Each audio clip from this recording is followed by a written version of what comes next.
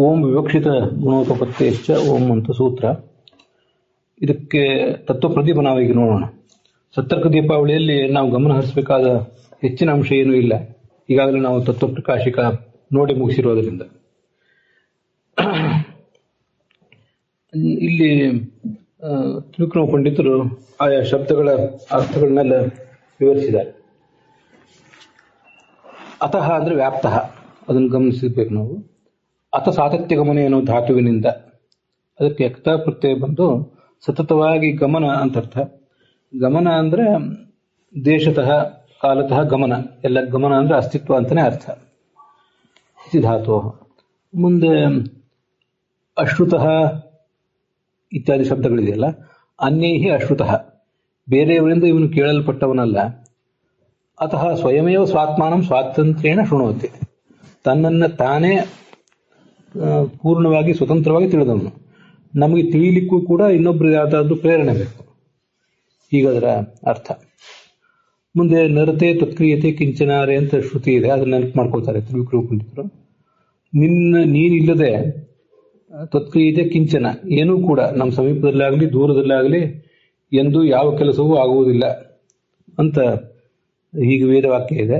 ಆದ್ರಿಂದ ಶ್ರವಣ ಆಗಲಿ, ಮನನ, ಧ್ಯಾನ, ಒಟ್ಟಾರೆ ನಮ್ಮ ಅಸ್ತಿತ್ವವೇ ಭಗವಂತನನ್ನು ಬಿಟ್ಟಿಲ್ಲ, ಹೀಗೆ ಶ್ರುತಿ ಇರೋದ್ರಿಂದ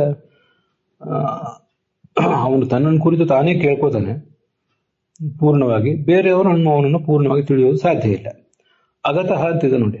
ಅಗತ ಅಂತ ಅನ್ನೋದಕ್ಕೆ ನಾವು ಅಜ್ಞಾತ ಅಂತ ಅರ್ಥ ಬೇರೆ ಬೇರೆ ಟಿಪ್ಪಣಿಗಳಲ್ಲಿ ನೋಡಿದ್ವಿ, ಅಭಿನವ ಚಂದ್ರಿಕಾ ಇತ್ಯಾದಿ ಕೆಲವು ಟಿಪ್ಪಣಿಗಳಲ್ಲಿ.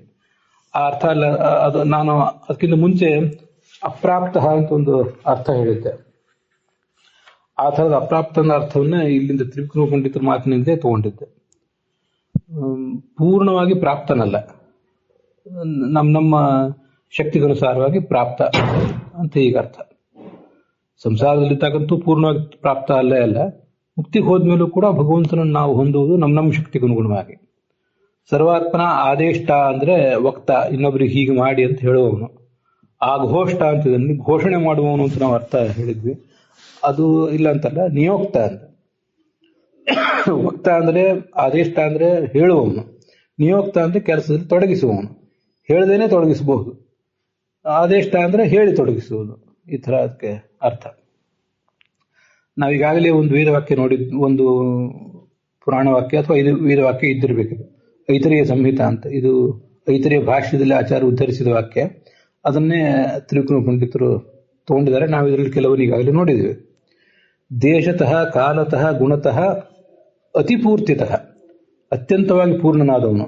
ಆದ್ರಿಂದ ಅವನನ್ನು ಅತಃ ಅಂತ ಹೇಳ್ತಾರೆ. ವಿಷ್ಣು ಸಂತತೋಹಿ ಅತ ಉಚ್ಯತೆ. ಯಾಕೆಂದ್ರೆ ಅತ ಎಂಬ ಶಬ್ದಕ್ಕೆ ಏನರ್ಥ? ಸಂತತ, ಸಂ ಚೆನ್ನಾಗಿ, ತತಃ ವ್ಯಾಪ್ತನಾದವನು ಅಂತ ಅರ್ಥ. ತೃತೀಯ ವರ್ಣ ಅತಿಶಯೇ ಯತಃ ತೇನ ಅತಿರೇವವಾ ಅತ ಇತ್ಯುಚ್ಯತೆ ಅಂತ ಇದು ಇನ್ನೊಂದು ಅರ್ಥ. ಯಾವತ್ತೂ ಕೂಡ ಒಂದು ವಿಷಯವನ್ನು ಪ್ರತಿಪಾದನೆ ಮಾಡುವಾಗ ಮೊದಲನೇ ವರ್ಣವನ್ನು ಬಿಟ್ಟು ಎರಡನೇ ವರ್ಣವನ್ನು ದಾಟಿ ಮೂರನೇ ವರ್ಣವನ್ನು ಹೇಳಿದರೆ ಅದು ಅತಿಶಯ ಅನ್ನೋ ಅರ್ಥವನ್ನ ತೋರಿಸ್ತದೆ. ಇದು ಎಲ್ಲ ಕಡೆನೂ ಹೀಗೇನೆ. ಅದಕ್ಕೆ ಅನೇಕ ಥರದ ಉದಾಹರಣೆಗಳು ಶಾಸ್ತ್ರದಲ್ಲಿ ಬೇರೆ ಬೇರೆ ಕಡೆ ಲಭ್ಯ ಇವೆ. ಒಂದನೇ ಅಕ್ಷರ ಅ, ಆ, ಈ ಮೂರು ಅಕ್ಷರಗಳನ್ನು ತಗೊಳ್ಳೋಣ. ಈಗ ಅಲ್ಲಿ ಅಕಾರವನ್ನು ಬಿಟ್ಟು ಆಕಾರವನ್ನು ದಾಟಿ ಇಕಾರವನ್ನು ಎಲ್ಲಿಯಾದರೂ ಹೇಳಿದರೆ ಅದಕ್ಕೆ ಅತಿಶಯ ಅಂತ ಅರ್ಥ ಬರ್ತದೆ. ಅದು ಆರ್ಡರ್ನಲ್ಲಿ 1, 2, 3 ಆಗಬಹುದು, 3, 2, 1 ಕೂಡ ಆಗಬಹುದು. ಮೂರನೇ ವರ್ಣ ಇಕಾರವನ್ನು ಹೇಳಿದ ಪ್ರಸಂಗ ಇರ್ತದೆ. ಅದನ್ನು ದಾಟಿ ಆಕಾರವನ್ನು ಹೇಳಿದರೆ, ರಿವರ್ಸ್ ಆರ್ಡರ್ನಲ್ಲಿ ಹೇಳಿದರೆ ಅದು ಕೂಡ ಮೂರನೇ, ಅವಾಗ ಅಕಾರ ಮೂರನೇ ಅಕ್ಷರ ಆಗ್ತದೆ.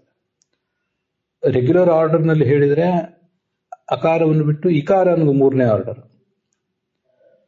ಮೂರನೇ ಅಕ್ಷರ. ಆ ಕಡೆಯಿಂದ ಬಂದ್ರೆ ಇಕಾರ, ಆಕಾರ, ಅಕಾರ, ಅದು ಈ ಮೂರನೇ ಅಕ್ಷರ ಆಗ್ತದೆ. ಈಗ ಅತಿ ಅಂತಿದೆಯಲ್ಲ, ಪ್ರಸಿದ್ಧವಾದ ಅಕ್ಷರ ಅತಿ ಅಂತ. ಅತಿ ಅಂದ್ರೆ ಬಹಳ ಅಂತ ಅರ್ಥ, ನಮಗದು ಸಾಹಿತ್ಯದಲ್ಲಿ ಪ್ರಸಿದ್ಧವೇ. ಅತಿ ಎಂಬಲ್ಲಿ ಇಕಾರ ಇದೆ. ಅಲ್ಲಿರೋ ಇಕಾರವನ್ನ ತೆಗೆದುಹಾಕಿ ಆಕಾರವನ್ನು ದಾಟಿ, ಅಂದ್ರೆ ಮೂರನೇ ಅಕ್ಷರವಾದ ಇಕಾರವನ್ನು ತೆಗೆದುಹಾಕಿ ಎರಡನೇ ಅಕ್ಷರವಾದ ಆಕಾರವನ್ನು ದಾಟಿ ಮೊದಲನೇ ಅಕ್ಷರವಾದ ಆಕಾರವನ್ನು ತಗೊಂಡ್ರೆ ಆದ್ದರಿಂದ ಈ ಅತಃ ಅಂತ ಮಾಡಿದ್ದಾರೆ. ಅತಿ ಅನ್ನೋದ್ರ ಪರ್ಯಾಯ ಪದವೇ ಅತ ಆಗಿದೆ ಈಗ ಅಷ್ಟೇ. ಅದಕ್ಕೂ ಕೂಡ ಅತಿ ಎಂಬುದಕ್ಕೆ ಏನು ಅರ್ಥನೋ ಅದು ಅತ ಅನ್ನೋದಕ್ಕೂ ಕೂಡ ಅದೇ ಅರ್ಥ. ಹೀಗೆ ಅತಿ ಅಂತ ಹೇಳಬೇಕಾದನ್ನ ಅತ ಅಂತ ಹೇಳಿದ್ದಾರೆ. ಇನ್ನು ಕೆಲವು ಕಡೆಯಲ್ಲಿ ಆದ್ರೂ ಅತ ಅಂತ ಹೇಳಬೇಕಾದ್ರಲ್ಲಿ ಅತಿ ಅಂತ ಹೇಳಿರ್ತಾರೆ. ಹರ ಅಂತ ಹೇಳಬೇಕಾದ್ರಲ್ಲಿ ಹರಿ, ಹೀಗೆಲ್ಲ ಅಂತ ಬೇರೆ ಬೇರೆ ಥರದ ಅರ್ಥಗಳನ್ನು ನಾವು ತಿಳ್ಕೋಬಹುದು. ಹರ ಅಂದ್ರೆ ಏನು? ಸಂಸಾರವನ್ನ ಪರಿಹಾರ ಮಾಡುವ ಅಂತ ಅರ್ಥ. ಅದನ್ನೇ ಹರ ಅಂತ ಹೇಳಬೇಕಾದ್ರೆ ಹರ ಅಂತ ಹೇಳುವುದನ್ನು ಬಿಟ್ಟು ಹರಿ ಅಂತ ಒಂದು ವೇಳೆ ಹೇಳಿದ್ರೆ ಈ ಸಂಸಾರವನ್ನು ಪೂರ್ಣವಾಗಿ ಪರಿಹಾರ ಮಾಡುವ ಅಂತ ಅರ್ಥ ಆಗ್ತದೆ. ರುದ್ರ ಈ ಜಗತ್ತನ್ನು ನಾಶಪಡಿಸ್ತಾನೆ, ಆದ್ರಿಂದ ಅವನು ಹರ. ಹರಿ ಭಗವಂತ ಪೂರ್ಣವಾಗಿ ರುದ್ರನಿಗಿಂತ ಹೆಚ್ಚು ನಾಶಪಡಿಸುವವನಾದ್ರಿಂದ ಅವನು ಹರಿ ಅಂತ. ಹೀಗೆಲ್ಲ ಅದಕ್ಕೆ ಬೇರೆ ಉದಾಹರಣೆಗಳು ಹೇಳಬಹುದು. ಇಲ್ಲಿ ಉದಾಹರಣೆ ಇರುವುದು ರೆಗ್ಯುಲರ್ ಆರ್ಡರಿಗಲ್ಲ, ಈಗಲ್ಲ, ಈ ಆ ಅದಕ್ಕೆ ಇಲ್ಲಿ ಉದಾಹರಣೆ ಇರೋದು. ಅತ ಇತ್ಯುಚ್ಯತೆ ವಿಷ್ಣು ಸಮ್ಯಕ್ ಶ್ರುತ್ಯಾದಿ ಅಶಕ್ಯತಃ. ಪೂರ್ಣವಾಗಿ ಅವನನ್ನು ಕೇಳುವುದು ಸಾಧ್ಯ ಇಲ್ಲ ಮತ್ತು ನೋಡುವುದು ಸಾಧ್ಯ ಇಲ್ಲ, ಹೀಗೆಲ್ಲ ಮುಂದಿನ ಅರ್ಥಗಳಿವೆ. ಪೂರ್ಣತ್ವಾದ್ ಭಗವಾನ್ ವಿಷ್ಣು ಅಶ್ರುತತ್ವಾದಿನ ಉದಿತಃ. ಪೂರ್ಣನಾದ್ದರಿಂದ ಅವನನ್ನು ಅಶ್ರುತ ಇತ್ಯಾದಿ ಶಬ್ದಗಳಿಂದ ಹೇಳಿದ್ದಾರೆ. ಸಮಸ್ಸರ್ವೇಷು ರೂಪೇಶು ಸರ್ವಜೀವ ನಿಯಾಮಕ. ಎಲ್ಲ ರೂಪಗಳಲ್ಲೂ ಅವನು ಸಮಾನ, ಎಲ್ಲ ಜೀವರಿಗೂ ನಿಯಾಮಕ. ಅದೇ ನಿಯಾಮಕ ಅಂತ ಆಘೋಷ್ಟ ಇತ್ಯಾದಿ ಬಂತಲ್ಲ, ಅದು ನಿಯಾಮಕ. ಇತಿ ವಿದ್ಯಾತ್ ಪರಂ ವಿಷ್ಣು ಮುಚ್ಯತೆ ಅನೇನ ಸಂಸ್ಕೃತೇ. ಹೀಗೊಂದು ಅನುಸಂಧಾನ ನಾವು ಮಾಡಿದರೆ ನಮಗೆ ಮುಕ್ತಿ ಅಂತ ಐತರೇಯ ಸಂಹಿತಾದಲ್ಲಿ ಹೀಗೆ ಕೇಳಿ ಬರ್ತದೆ.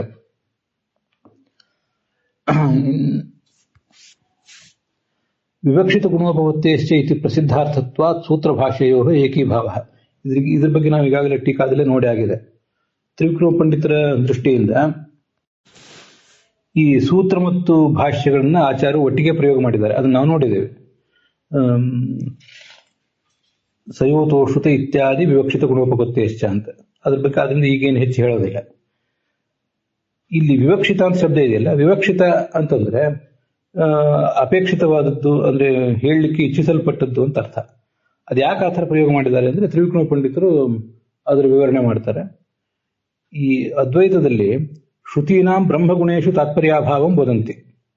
ಶ್ರುತಿಗಳು ಬ್ರಹ್ಮನ ಗುಣಗಳನ್ನೇನೋ ಪ್ರತಿಪಾದನೆ ಮಾಡ್ತವೆ, ಆದರೆ ಅವುಗಳಿಗೆ ಪ್ರತಿಪಾದನೆ ಮಾಡುವ ತಾತ್ಪರ್ಯ ಇಲ್ಲ. ದೇ ಡೋಂಟ್ ಮೀನ್ ಇಟ್ ಅಂತ ಅವರ ಅಭಿಪ್ರಾಯ. ಸುಮ್ಮನೆ ಹೇಳೋದು ಹೇಳ್ತವೆ ಅಂತ. ಸರ್ವಜ್ಞ ಅಂತಂದ್ರೆ ಸರ್ವಜ್ಞ ಅಂತ ಅರ್ಥ ಅಲ್ಲ, ಅಜ್ಞ ಅಲ್ಲ ಅಂತ ಅರ್ಥ.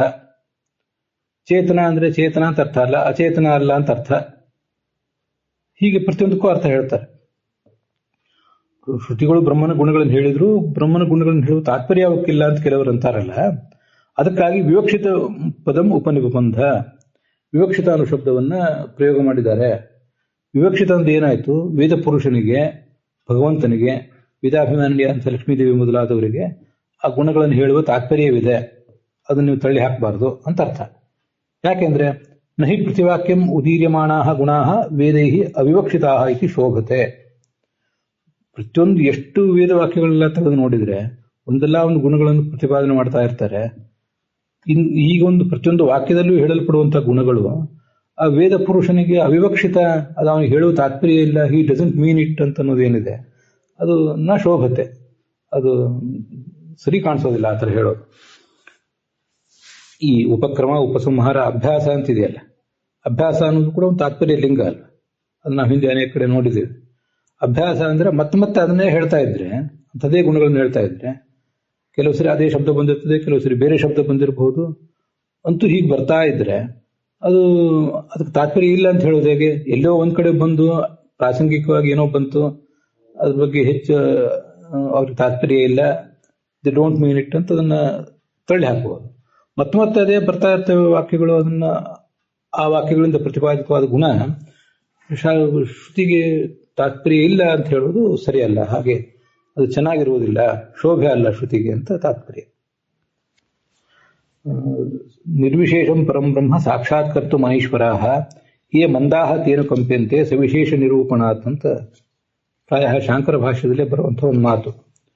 ನಿರ್ಗುಣವಾದ ಅರ್ಥಾತ್ ನಿರ್ವಿಶೇಷವಾದ ಬ್ರಹ್ಮವನ್ನ ಚಿಂತನೆ ಮಾಡ್ಲಿಕ್ಕೆ ಯಾರಿಗೆ ಸಾಧ್ಯ ಆಗೋದಿಲ್ವೋ, ಇಮ್ಯಾಜಿನ್ ಮಾಡ್ಕೊಳ್ಳಿಕ್ಕೆ ಯಾರಿಗೆ ಸಾಧ್ಯ ಆಗೋದಿಲ್ವೋ, ಆ ಮೂಲಕ ಅದರ ಕುರಿತು ಮನನ ಧ್ಯಾನ ಇತ್ಯಾದಿ ಯಾವುದು ಸಾಧ್ಯ ಆಗದೆ ಹೋದರೆ, ಬ್ರಹ್ಮನ ಜೊತೆಗೆ ನಮಗೊಂದು ಸಂಬಂಧವೇ ಎಸ್ಟಾಬ್ಲಿಷ್ಡ್ ಆಗದೆ ಹೋದರೆ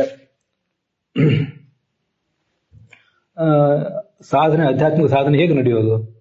ಅದಕ್ಕಾಗಿ ಮೊದಲು ಸವಿಶೇಷ ಬ್ರಹ್ಮ ಅಂದ್ರೆ ಸಗುಣ ಬ್ರಹ್ಮನ ಉಪಾಸನೆ ಮಾಡಿ, ಕೊನೆಗೆ ಅದನ್ನು ದಾಟಿ ನಿರ್ವಿಶೇಷ ಅಂದ್ರೆ ನಿರ್ಗುಣ ಬ್ರಹ್ಮನ ಉಪಾಸನೆ ಮಾಡಿ, ಸವಿಶೇಷ ಬ್ರಹ್ಮನ ಉಪಾಸನೆಯಲ್ಲೇ ನಿಲ್ಲಬೇಡಿ ಅಂತ ಅವರ ಅಭಿಪ್ರಾಯ. ಅಲ್ಲಿಗೆ ಈ ಭಾಗ ಸಮಾಪ್ತ ಆಗಿದೆ.